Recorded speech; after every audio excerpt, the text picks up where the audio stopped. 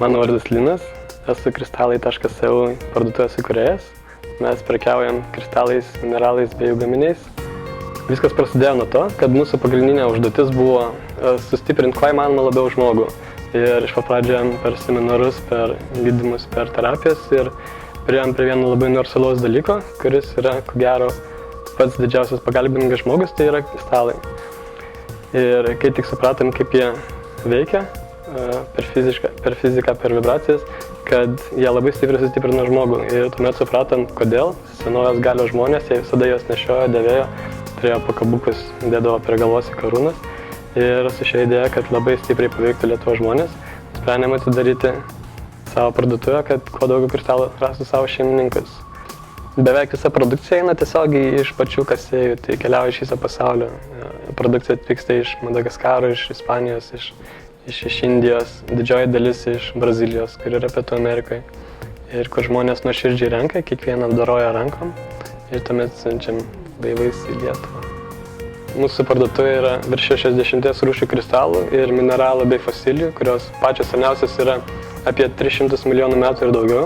Yra jaunesnių, patys jauniausi gali yra vos kelių šimtų tūkstančių metų senumo. Ir vien jau laikant tokį kristalą ateina suvokimas, kad tas gyvenimas yra visai kitoks, negu atrodo iš pradžių ir visada jautiesi jaunas. Ir be to, kadangi kiekvienas kristalas neša naudą žmogui, ten yra visi ir aprašymai, ir fotografijos, ta prasme, kaip kuris paveikia. Yra dalis produkcijos, kur žmogus gali tiesiog dėvėti su savim. Prasme, kaip seniau, kai kurie kristalai veikia būtent širdies centrą, dėl to atsirado ir pakabukai, bet būtent dėl to dabar žmonės dažnai tą pamiršo ir tiesiog pradeda nešioti imitacijas. Kai kurie kristalai turi būti arčiau žemutinės kūno dalies, seniau dėdavo į diržus, aktis, į batus, į kardus ir skydus. Ir tokius akmenukus galime nešiotis tiesiog kišenėse, kad suteiktų realios naudos žmogui. O seniau patys didžiausi žmonės, kurie turėjo pačią didžiausią protinę galią, tas kristalus dėdavo arti galvos. Tai turim specialiai net ir tokių kristalų, kur tiesiog gali pasidėti arba patalpose, arba tiesiog laikyti rankai, kad gauti realią naudą. O kiekvienas kristalas veikia labai paprastai, tai visai panašiai kaip maža styga veikia gitarą. Jis turi savo vibracinį dažnį, kurio būdu yra užvibruojamas visas kūnas ir nesvarbu, ar tiki žmogus ar netiki žmogus, po poros dviejų ar daugiau nauda būna neišvengiama. Fizika veikia nepriklausomai nuo žmogaus suvokimo. Tai dažnai gali tiesiog padovanoti kristaliuką žmogui ir po kokių 3-4 savaičių tiesiog duoti aprašymą apie jį. Ir dažniausiai žmogus pasiskaito ir sako, negali būti, tarsi sutapimas. Tai visada būna toks sutapimas. Tai fizikoje teigiama, kad jeigu objektas juda, jis dar ir toliau turės tą pagreitį ir niekad nesustos, nebent pašalinės jėgos įsikištų. Ir atvirkščiai, jeigu objektas stovi, jis stovės amžinai, nebent pašalinės jėgos įsikiš. Tai ir taip pat su bet kokia įmonė, kuri tik prasideda. Iš pradžių jinai svarbiausia tik pajudėti, tik truputį. Ir kai pradedi judėti, tada nauja energija atsiranda.